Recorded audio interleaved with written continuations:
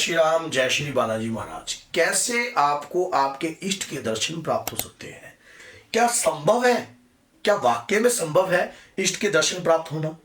क्या कलयुग में ये मुमकिन हो सकता है आपके इष्ट आपको दर्शन देने लग जाए? सब कुछ संभव है। भगवान की ज्योति जलाने वाले को, भगवान का दीप का दान देने वाले को, भगवान की पूजा करने वाले को सब कुछ संभव हो सकता है। लेकिन कैसे हो सकता है, आज की इस वीडियो में पता लगेगा आपको। और वीडियो के अंत तक आप बने रहना, तभी पूर्ण वीडियो आपको प्राप्त होती है और तभी उसका ज्ञान भी प्राप्त होता है। अधूरा ज्ञान आदमी को हमेशा ही और सदैव ही तंग करता है। जब भी हम अपने इष्ट देव को मनाने का प्रयास करते हैं तो कुछ विशेष कार्य हमें करने चाहिए, तभी जाकर आपके इष्ट आपको दर्शन देते हैं। सबसे पहली बात, मान लीजिए आपके इष्ट कौन है? हनुमान जी हैं, माँ दुर्गा है, माँ कालिका है। तो सबसे पहले आप उनके नाम का नित्य ध्यान कीजिए।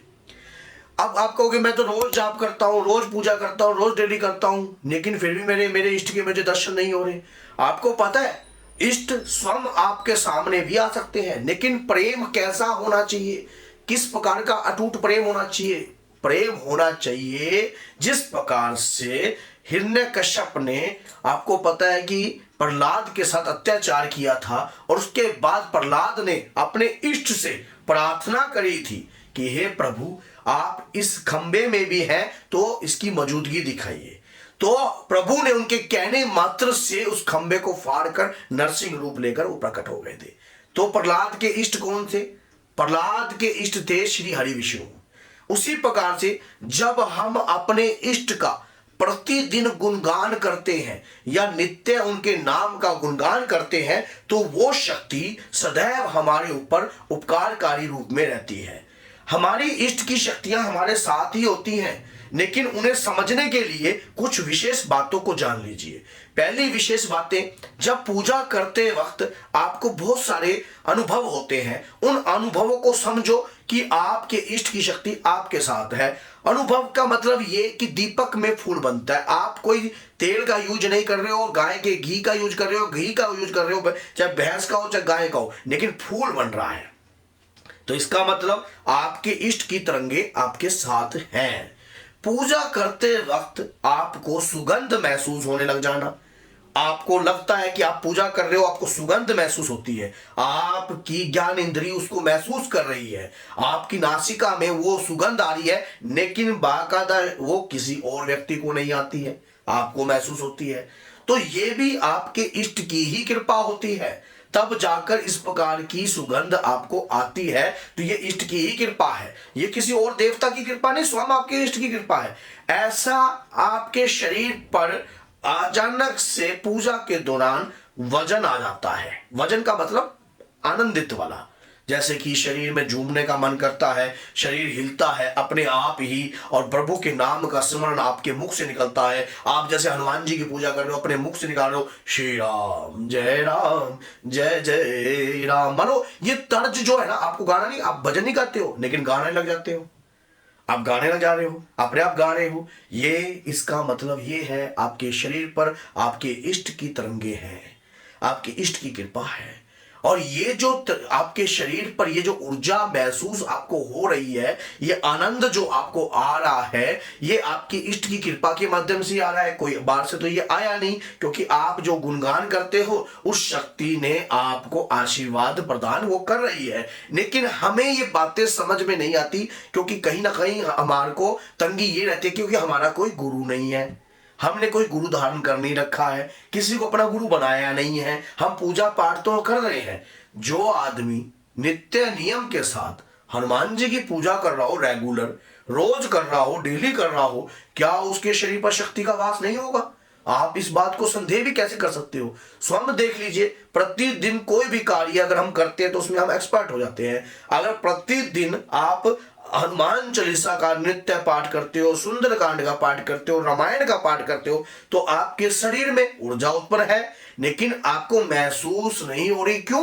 क्योंकि आपको उस ऊर्जा के साथ संबंध बनाना नहीं आया, आप उस ऊर्जा को महसूस नहीं कर पा रहे हो, क्योंकि आपको तरंग जो है आ रही है लेकिन उससे संपर्क बनाना नहीं आता। ये गुरु का उद्देश्य होता है। गुरु जब हमारा होता है तो हमें बताता है कि किस प्रकार से आपको अपनी ऊर्जा के साथ जो है संपर्क बनाना है। शक्ति आपके साथ सदैव चलती है, हर पल चलती है। लेकिन शक्ति को समझना हमारे अंदर जब उत्पन्न होता है जब हम अपनी भक्ति में अहंकार को त्याग देते हैं। कई लोग अपनी भक्ति के अंदर अहंकार रखते हैं कि मैं भक्ति कर रहा हूं जी, मैं पूजा कर रहा हूं जी, मैं ये कर रहा हूं। आप पूजा जब कर रहे हो कि आपका कोई ना कोई शक्ति से संबंध है। जब इस कलयुग में उनकी इच्छा के बगैर एक पत्ता नहीं हिल सकता, तो आप पूजा कैसे कर रहे हो कलयुग के अंदर? और कलयुग के घोर कलयुग में तो लोग पूजा किस प्रकार से कर रहे हैं? कुछ ना कुछ शक्तियों के साथ पिछले जन्म का जुड़ाव होता है, तभी जाकर इस जन्म में आपके साथ उस शक्ति का जुड़ाव होता है। अगर आप उनकी पूजा पाठ कर रहे हो तो वो करवा रहे हैं तो आप कर रहे हो, अगर वो नहीं करवा रहे होते तो आप कैसे कर रहे होते? तो हमारे साथ शक्तियां चलती हैं, हमारी भक्ति से प्रसन्न होकर वो हमें दर्शन भी देती हैं। अब दर्शन कैसे देती हैं? अगर मान लीजिए अब आपके अंदर करुणा होनी चाहिए, आपके अंदर सरलता होनी चाहिए, आपके अंदर विनम्रता होनी चाहिए। आप मनोशक्ति को प्राप्त करने की इच्छा को छोड़कर बल्कि उनको उनके बताए नियम के अनुसार चलने को इच्छुक रखते हो। आप ये चाहते हो कि मुझे शक्ति नहीं चाहिए, सिर्फ उनके चरणों में स्थान चाहिए, तो अपने भक्त को तरह तरह के रूप में दर्शन देते हैं। पूजा के दौरान किसी जीव की एंट्री हो जाना, पूजा के दौरान आपके घर के बाहर कोई मांगने आ जाना, पूजा के दौरान आपके घर के ऊपर जो है वानर का आ जाना। कई लोग ऐसे क्वेश्चन करते हैं कि जब हम पूजा कर रहे थे तो हमारी छत पर वानर आ गए थे, हमारी छत पर 2 बंदर आते हैं। और वैसे अगर आप कोई खाना खा रहे हो तब कोई मांगने आ जाता है या कोई जीव आपके सामने आकर खड़ा रहता है, तो ये कहीं ना कहीं भगवान स्वयं अपने भक्त की परीक्षा लेते, क्योंकि घोर कलयुग है ना।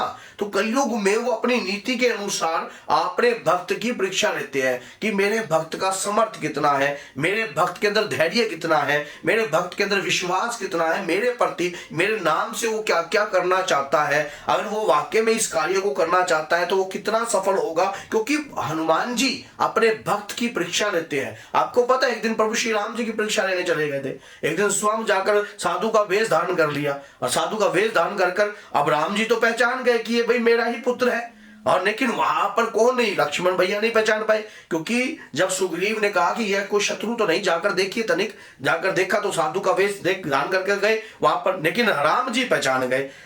इसीलिए जब राम जी पहचान गए, वो पहली बार हनुमान जी से भेंट हुई थी, तो उस मंगलवार को बड़ा मंगल भी बोलते हैं। तो आप सोच के देखिए कि लक्ष्मण भैया नहीं पहचान पाए, क्योंकि जिसमें क्रोध है, जिसमें छल है, जिसके अंदर जो अगर किसी भी प्रकार का मल है या मल मीन्स ये होता है कि मैल तत्व है, तो वो व्यक्ति शक्तियों को पहचान नहीं पाता। सरलता और सरलता जिस व्यक्ति के अंदर रहती है, विनम्रता रहती है, जिसके अंदर दया रहती है, जिसके अंदर किसी न किसी प्रकार का अंदर भाव रहते हैं कि भाई मेरे को भगवान के प्रति दर्शन चाहिए और भगवान की कृपा चाहिए, ऐसा व्यक्ति शक्तियों को पहचान लेता है।